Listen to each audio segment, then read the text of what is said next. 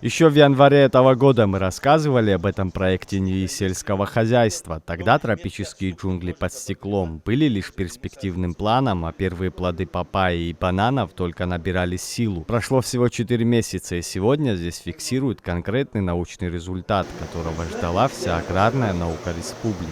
Драгонфрукт, это тоже ананас, маракуйя, все практически растет. В этой оранжерее в Гулрыпшском районе сегодня непривычно многолюдно. Вице-премьер, советники президента, руководство района и Академии наук. Поводом стал сбор первого урожая абхазских бананов. Ровно год назад, в день Великой Победы, здесь высадили коллекцию тропических культур, и результат превзошел все ожидания. Это исторический момент, по большому счету.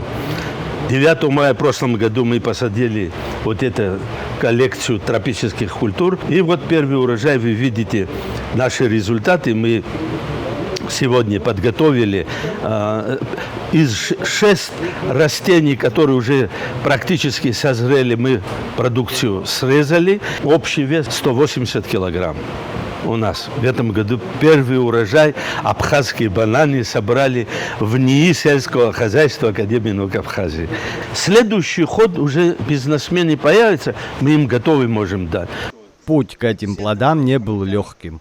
Из 10 мировых сортов ученые отобрали 5 самых стойких. Главный фаворит — низкорослый Кавендиш. Он начинает плодоносить уже через 6-7 месяцев.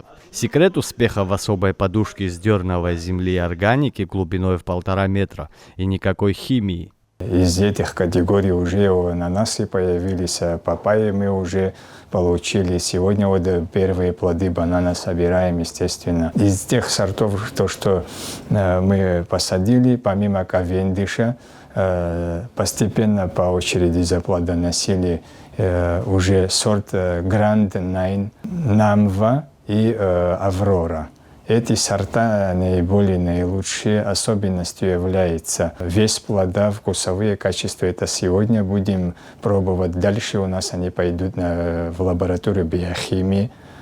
Будем изучать состав плодов, естественно. Это экологически чистый продукт, потому что здесь нету никакой химии. При подкормке, при выращивании бананов нет никакой минеральной удобрения, только органика.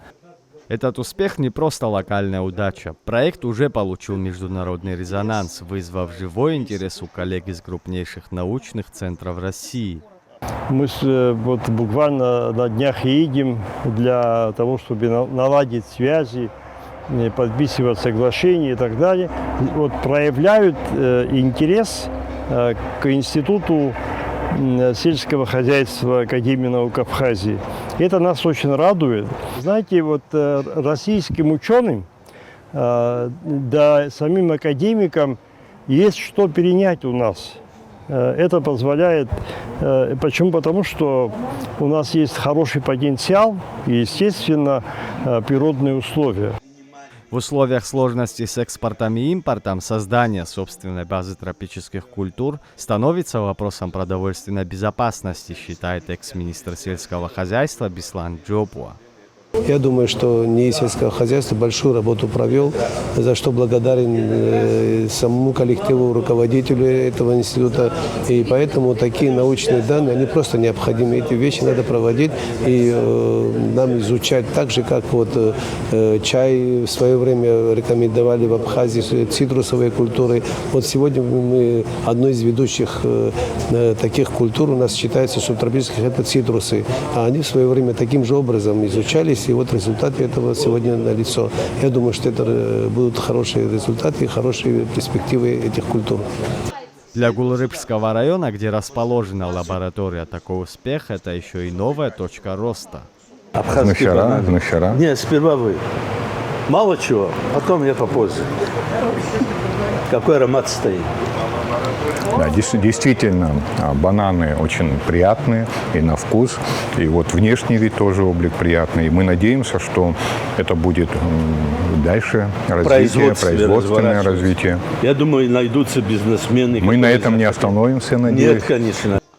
Пока это лишь одна теплица, восстановленная на средства частного инвестора. Но ученые уверены, если использовать энергию термальных источников, которыми богата Абхазия, бананы и папайя из разряда экзотики могут стать привычной частью нашего рациона. И первый урожай доказал, что это возможно.